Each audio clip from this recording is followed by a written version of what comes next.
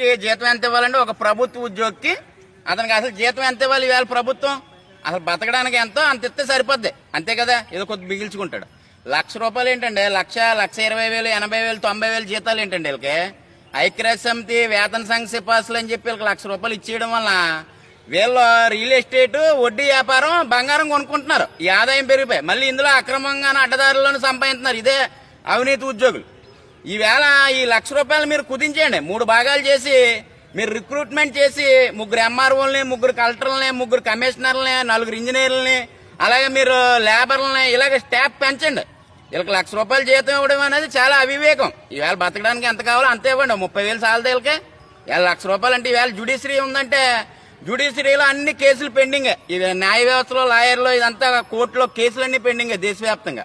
దీన్ని బట్టి అక్కడ కూడా మీరు 3 షిఫ్ట్లు వేసి 8 గంటలు డ్యూటీలు పెట్టి న్యాయ వ్యవస్థలో ఉద్యోగాలు రిక్రూట్మెంట్ చేసి అలాగే డిఎస్సి ఈ బ్యాంకింగ్ కోర్సులు ఈవేళ కర్నూలు నంద్యాల నెల్లూరులో 30,000 40,000 మంది బ్యాంకింగ్ ఉద్యోగులు రిక్రూట్మెంట్ ఎప్పుడు తీస్తారా జాయిన్ అవుదాం రెడీగా ఉన్నారు. ఈ బ్యాంకింగ్ వ్యవస్థ కూడా 24 గంటల వ్యాపారాలు జరుగుతున్నాయి కాబట్టి 3 భాగాల కింద వీళ్ళు జీతభత్యాలు ముందు తగ్గించండి. వీళ్ళు ఏమన్నా రోడ్డు మీదకి వచ్చి యూనియన్లో ధర్నాలు అని అన్నారంటే ర్యాపిడ్ యాక్షన్ ఫోర్స్ తీసుకొచ్చి జీవో తీసుకొచ్చి ఆదాయ వ్యత్యాసాలు పెరిగిపోయిన జీవో అని చెప్పి లోపలేసేయండి ఎమర్జెన్సీకి ప్రభుత్వ ఉద్యోగులందరినీ. వీళ్ళు జీతభత్యాలు తక్షణమే కలిపి తగ్గించి ప్రజలకి ఈ చదువుకున్న నిరుద్యోగులు ఈ పేదరికం పెరిగిపోతుంది. శిక్ష కింద ఏర్పడింది పేదరికం.